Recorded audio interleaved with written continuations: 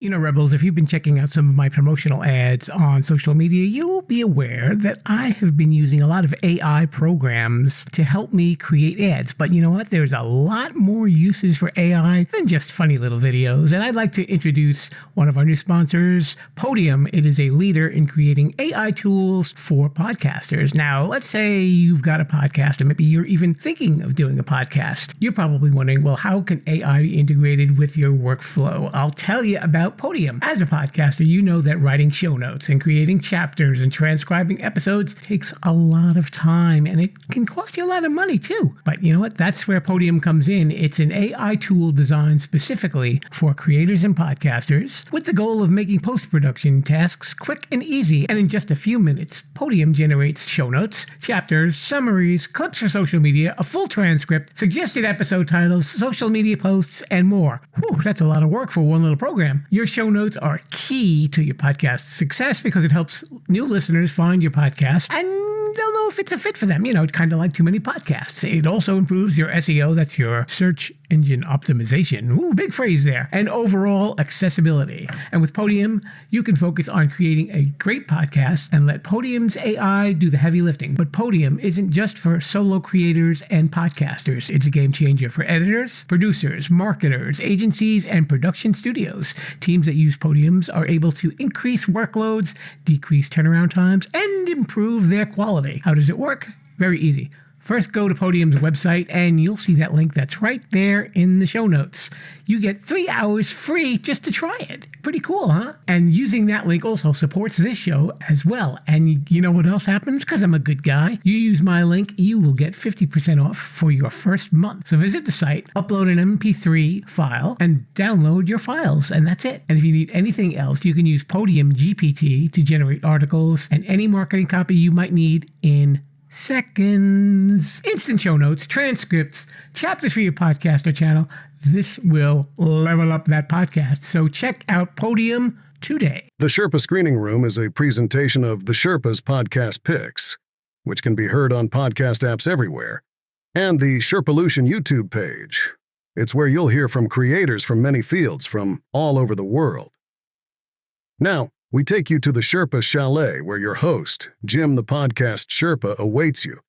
Kind of like how I'm waiting to get paid for this. Today on the Sherpa Screening Room, playwright David Ippolito swings by to discuss his career of writing plays, along with the over 30-year music career that arose in the meantime. Speaking of theater, the other day I called to order tickets to a Shakespeare play, and the ticket person said, "For Romeo and Juliet?" I replied, "No, let them get their own tickets." Coming to you from Sherpa Chalet in beautiful downtown Mount Podcastia, it's time for entertainment interviews in the Sherpa Screening Room. Grab an aisle seat and a bucket of popcorn, but don't crunch too loud or you'll miss the show. Now, here's your host, Jim, the Podcast Sherpa.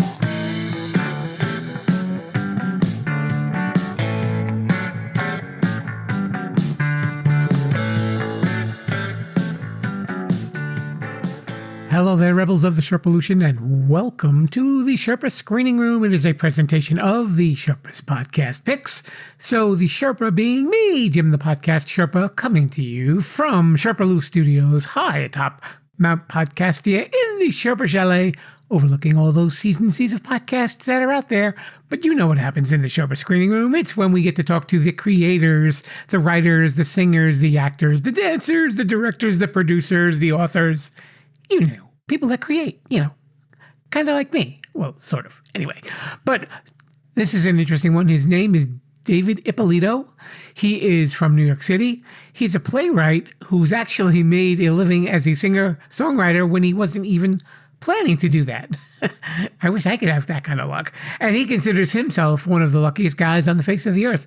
And I got to hang out with him and get to talk about his work and hear about his story as the face of erectile dysfunction. I didn't know that erectile dysfunction would need a face. I would think, well, never mind. Okay, why don't we just move on to my interview with Mr. David Ippolito. Hello there, Rebels. We are here in the Sherpa Screening Room. My guest today considers himself the luckiest man alive.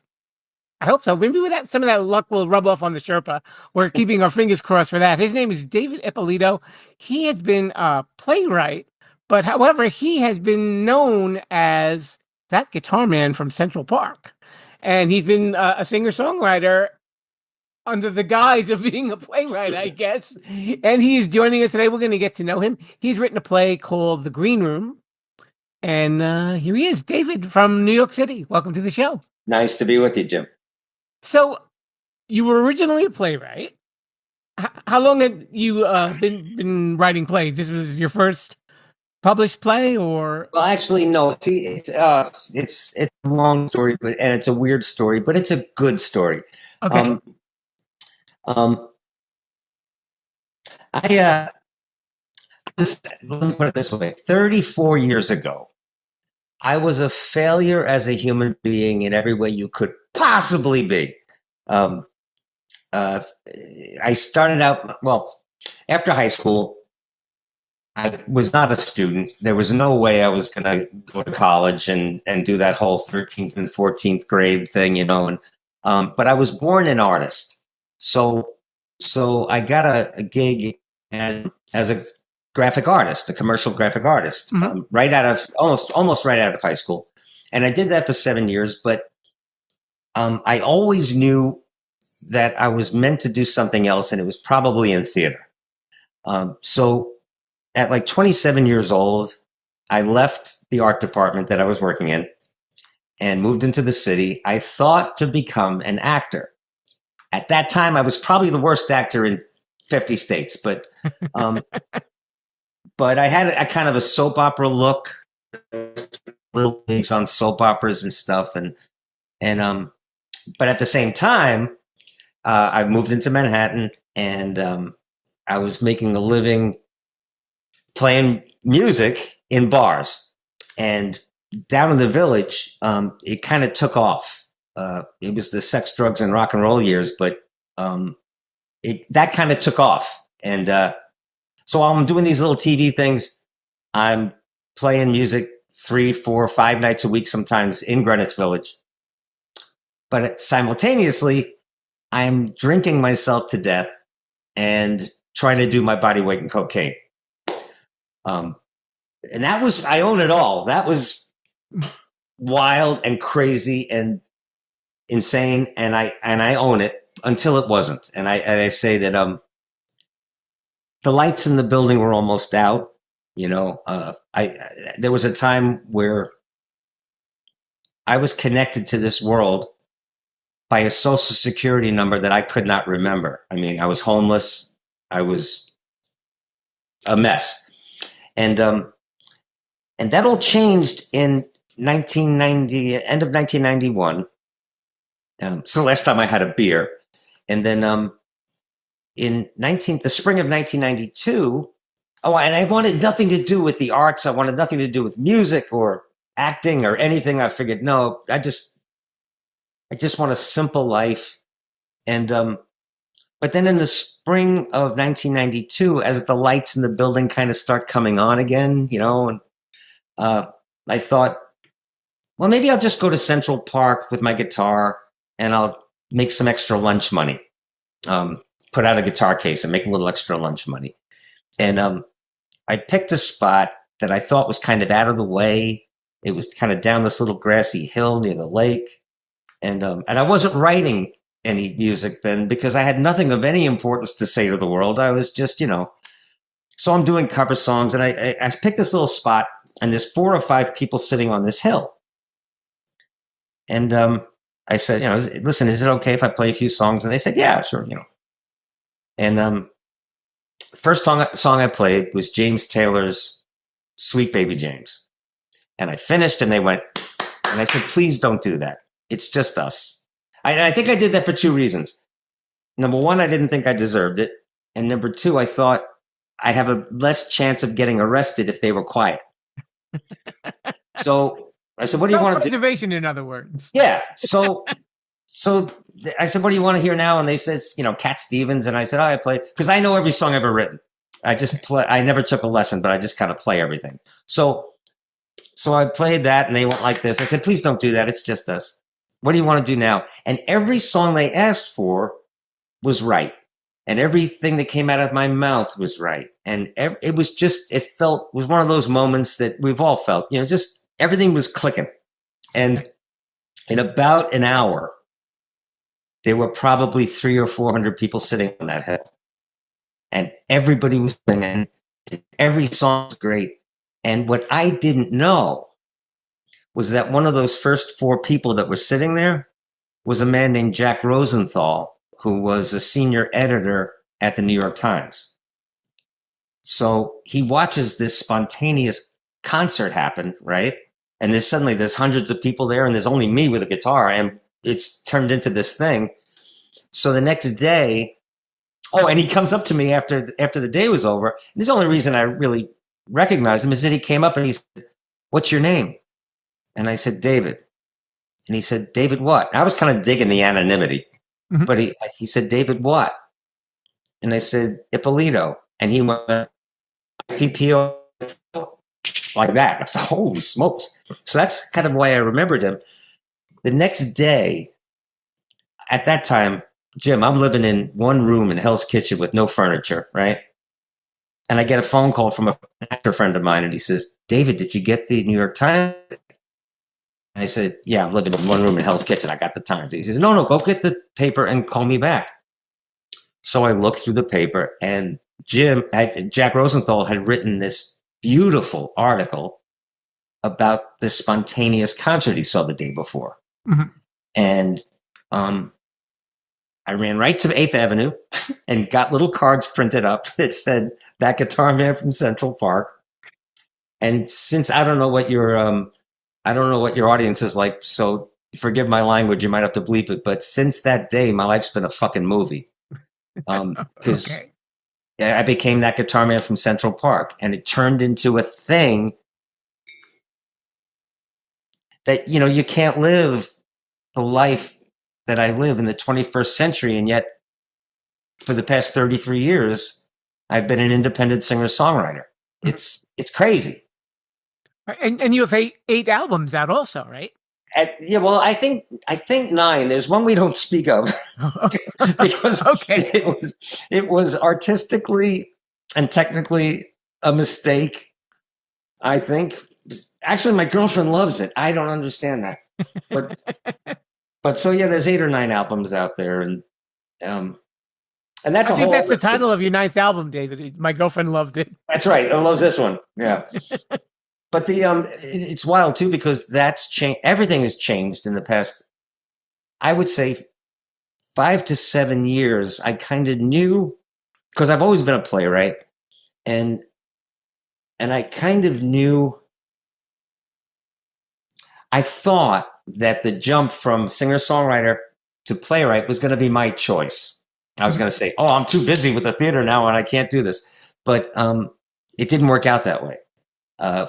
The pandemic, a lot, social climate, the political climate in this country, everything has changed in the past 4 or 5 years, where it's time for me to get off the stage and sit in the dark and let other people get on stage and speak to the world for me through my characters. Okay. So it's a weird time right now. So are any of the characters in your plays based on you and your experiences? I know a lot of writers like to kind of insert themselves in their work. Yeah, there's, it's interesting. The first play that really made any noise was a play called Jack Flew. And there's a director named Leonard Folia who directed Masterclass and On Golden Pond and Wait Until Dark. And he's like the real thing. He fell in love with Jack Flew. And that was one of the things that kind of spurred me on to keep writing. The latest play that you mentioned, The Green Room, is, listen, if I hadn't written it, I would love to see this play because it's funny and it's pointed. And I hope it jumpstarts a conversation that the world is ready to have. Mm-hmm. But in that one, I'd say it's a 5-character play. I would say 4 of the 5 characters are me in one way or another. That's an interesting answer to a question. it's like it's the setup is there's a gay comedy writer for the Jimmy Fallon for Tonight Show with Jimmy Fallon. Mm-hmm. He's a gay comedy writer, and his friend is an associate producer, an AP with the show, and they're trying to hide a GoPro camera somewhere in the green room because of that night's guest. And they want to kind of punk the night's guest. They want to catch him in a weird moment or an embarrassing moment or saying something with his entourage and everything. And that guest that night is the Pope. So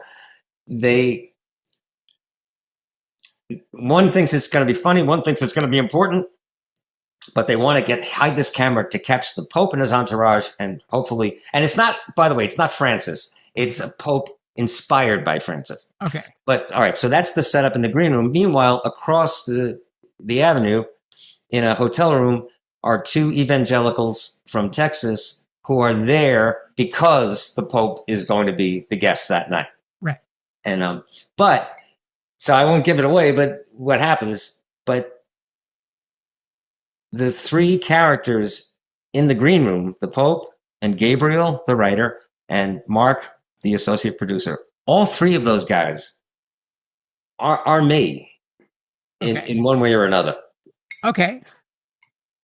So there's no musicians from Central Park or anything like that? No, that's aspects of your personality. And no, actually, there's a musical that I'd written years ago called Possibility Junkie.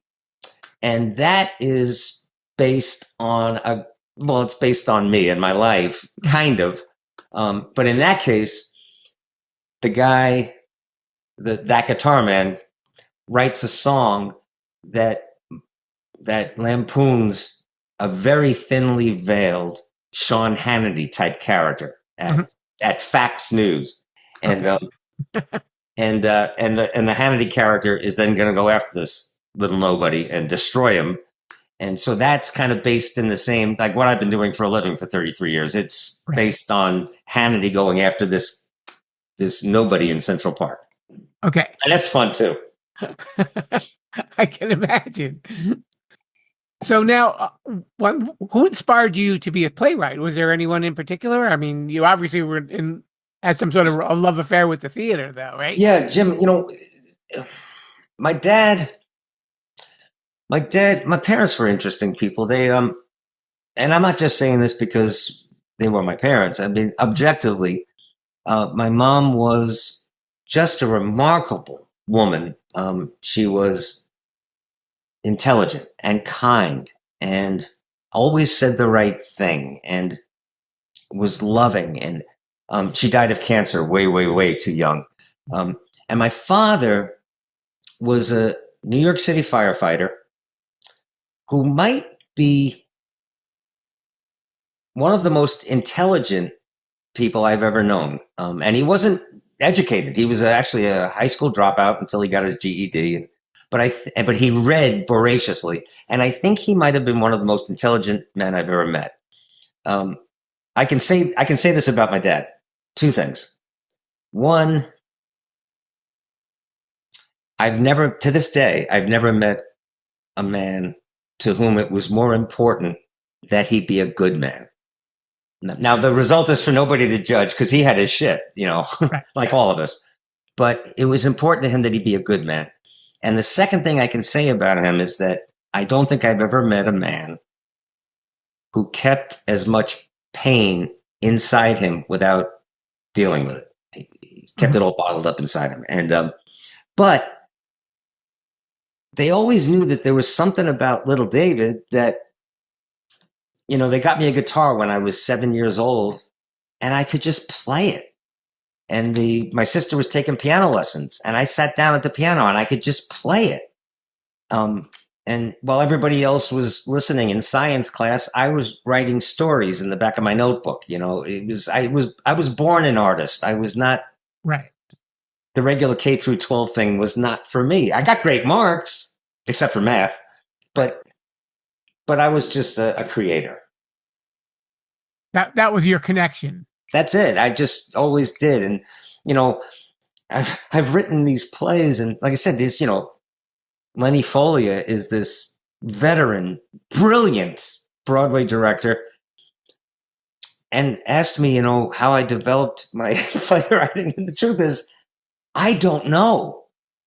I just write. I can't explain it. Okay. I'm unscarred by education.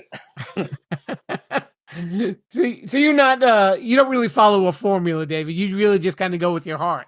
Yeah, Can the same be said about like your songwriting as well? absolutely. That's absolutely. I don't know.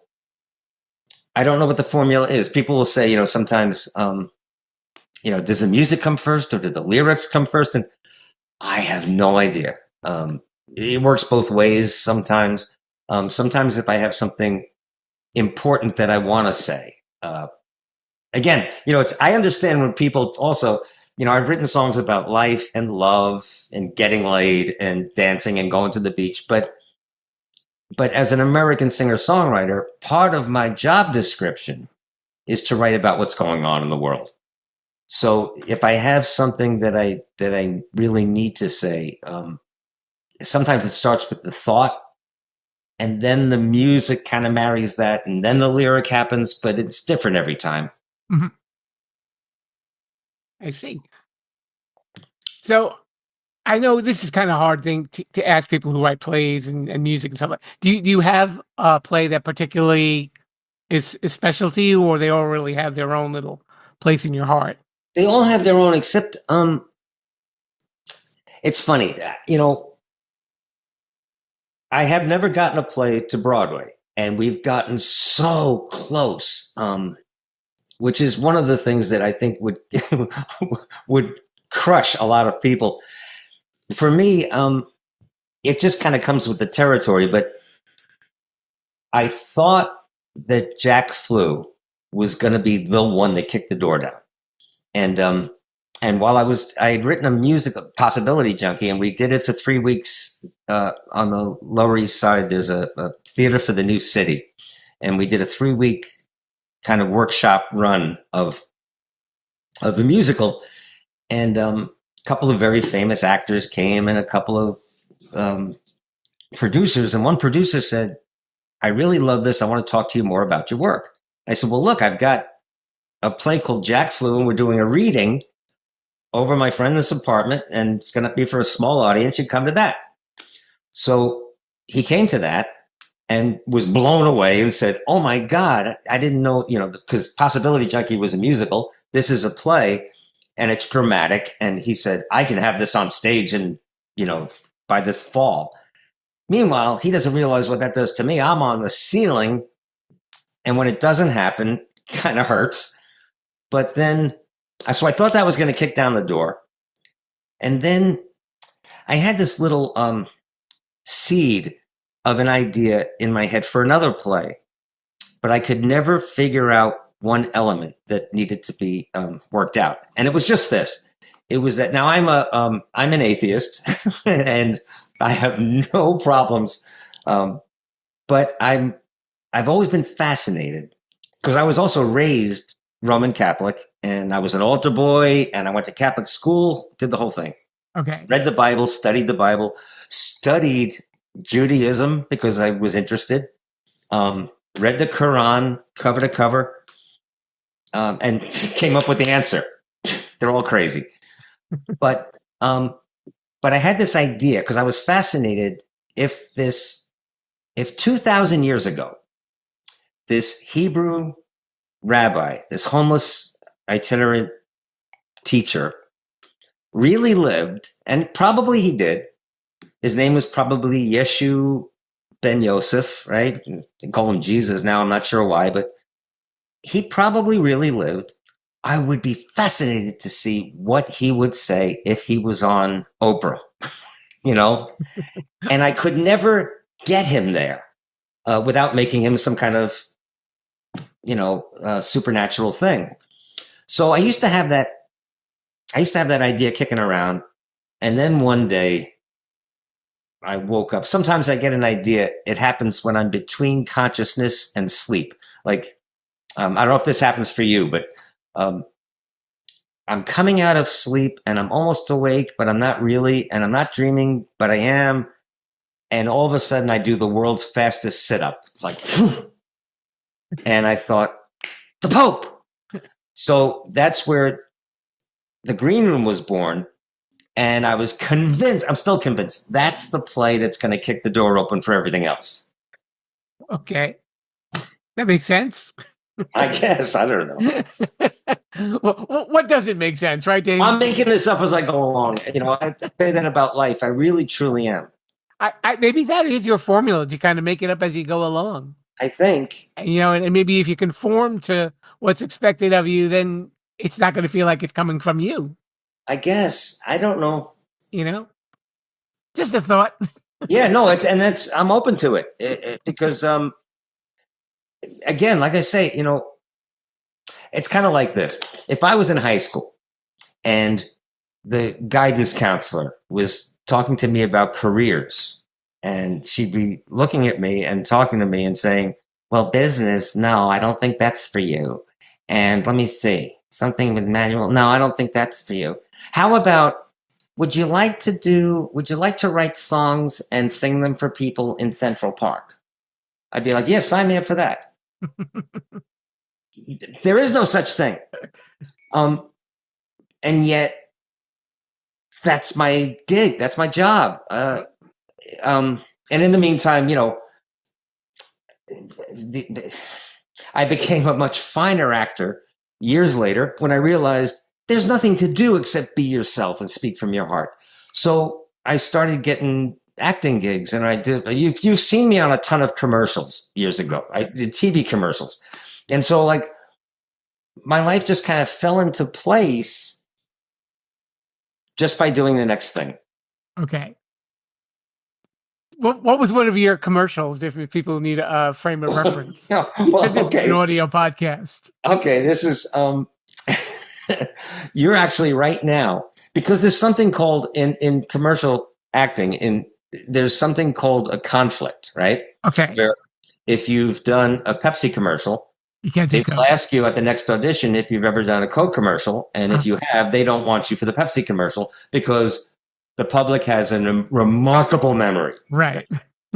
So you're talking right now to the only actor in the world I've done Castrol Motor Oil, and I've done McDonald's, and but you're talking to the only actor who's ever been a principal character in both a Viagra commercial and a Cialis commercial.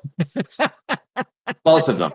And I know you probably remember, well, you remember both of them, but the Viagra one came first. And it was, hang on a second. This is audio, right? Yeah, hang on a second. Yeah. Okay. Okay, this is just got musical, folks. right. Got me a honey, gonna set my soul on fire. It was the commercial that went, Viva Viagra. I remember that. That was me. So We're not going to get sued now, are we? no shit, no. It's okay. Your name's on the podcast. Yeah, that's right. But Let them find me. right. So anyway, so I did that commercial, and it was great. And it ran for a bit, and I'll tell you something. YouTube was not kind to us at all, because there were 5 guys sitting around. If you remember the spot, 5 guys sitting around this, roadside place. I don't know. And we're singing about our erections. I mean, and there were no women in the commercial. So YouTube was not kind to us at all. And it was hysterical. It was so funny. But now a couple of years go by, that stops running. And I get a call, and they want me to come down for a Cialis commercial. And I said to the agent, I've already done Viagra. And she said, go anyway, because the actor, Ed Burns, he had his own production company and he was directing the spot. Okay. So she said, it'll be good just to go and just meet Ed. And I said, okay, I'm not going to get the spot because I already did Viagra. So I go to the thing and they hook me up with this actress named Holly Hammond, who I actually, from my younger years, had a crush on her from commercials. She was gorgeous. So I go on this audition, and Holly and I hit it right off. And Ed comes in, and so we kind of hit it off because my dad's a New York City firefighter. His dad was a cop. They moved out to Long Island. We moved out to Long Island. So we had a lot in common. Mm-hmm. And I figure when so I get a call back and I go to the next spot and I figure they're going to ask the question because they always do. So I'm sitting there on the set with all these other actors and they ask, have you ever done a thing for a ED product? And and they got to me and they didn't ask the question. So I didn't say anything. So they didn't ask you, then we don't have to worry about it. That's right. So next thing you know, I booked the spot and we shot it. And I said to myself, well, they didn't ask. So I've done both Viagra and Cialis. You will go on the ED. All right, I'm typecast. I'm the face of erectile dysfunction. Okay, so what are you working on next? Is there anything that people should be looking forward to? Yeah. And that sounds like an interesting play, by the way. It is actually. That's the thing. Is that I learned, Jim. I'm so lucky. There were times, like right now, where I'm almost looking up at broke. It's like there are times where I have lots and lots of money, and there are times when I've got $17 in the bank. Mm-hmm. It never scares me because shit, I'm in my 60s and I'm still here. So what is there to be afraid of? So, but right now, during this transition, this coming Saturday, I don't know when this thing is going to go live, but this coming Saturday, December 7th. As part of being that guitar man from Central Park, I've always done a year-end concert. Okay. And there's one at this coming Saturday at Merkin Concert Hall in the Kaufman Center. And it's a beautiful 500-seat theater. And it's not just me. It's like it's kind of a James Taylor setup where it's me, but it's the same people, in the band every year. And believe me, how I'm the man in the middle is astounding because these people are amazing musicians. They're 10 times finer people. They're just amazing people. But so that's coming up on Saturday. And then after that, really, I just got to start figuring out a way to, and I've been doing this twice a week live thing that started during the pandemic. It's live online. Okay. There you go. Then of course this is audio, but it's just us. It's called It's Just Us, and I've been doing that twice a week. And so what I want to do is something like that, mm-hmm. but I need to learn how to develop, a subscriber audience on YouTube and do all that kind of stuff. Okay. That's the next challenge. Okay. Well, I'm sure as you've been making up as you go along, you're, I think you're going to find a new way, David. Yeah, we'll see. So tell people about your website if they want to follow you. So before we go, so people know. Well, yeah, I guess the web. It's interesting. The website. I was probably one of the first independent musicians with a website back in 1992, I guess. Or actually, my first album came out when CDs were new. Remember, everybody was handling them with, at the fingertips, and it's new technology. In, I guess, 96. And so the website was everything at that time. It's called thatguitarman.com. If you go to The Guitar Man, I don't know where you go, but I'm That Guitar Man. Okay. So if you go to thatguitarman.com, and back then it was like, oh man, there's 1,000 people hit the website today. And we look at the traffic and we look at the numbers, and And then, and email lists actually worked back then. Before the bad guys got a hold of it and started selling you mortgages and boner pills. You know, it was like, so that ruined email, but the website was still number one until social media happened. And then Facebook, but then first it was, remember MySpace? That was the first one. But then Facebook took over, and the website is still there, but hardly any people traffic it. It's mostly Facebook now, for me. So if they look up, well, if they put my name in a search engine, I'm like dog poop. I'm all over the place. You just click on David Ippolito and everything comes up all over. But that's, I guess, how you could find me. Okay. So his name is David Ippolito. Make sure you check out his music or go see one of his plays or get over your erectile dysfunction and send him a thank you note. Can't help you there. David, thanks so much for coming on the show. All right, man. We'll talk again. Be a rebel. Follow the show at Sherpa-lution on Twitter, Instagram, and Facebook. Thank you so much to David Ippolito for coming on by and hanging out here in the Sherpa Screening Room. Make sure you check out his website and see what's going on in his world. And I'm sure it's always going to be something interesting. If you like what you're hearing, do me a favor and share this episode with some of your friends or even some of your enemies too. Get even with them. That's what I say. Or if you don't want to get even with your enemies, you can just follow me on social media, Facebook, X, Instagram, sometimes on TikTok. The funny videos are back. The weird videos are back. Woohoo! Sherpa-lution is the word that you need if you want to use any of those mediums, extra large. I don't know. One of those. Anyway, we will be back next week with another episode.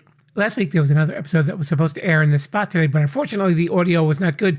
But I am working on re-recording that, and it's going to be an episode that I think you're going to like, just as I hope you like this one as well.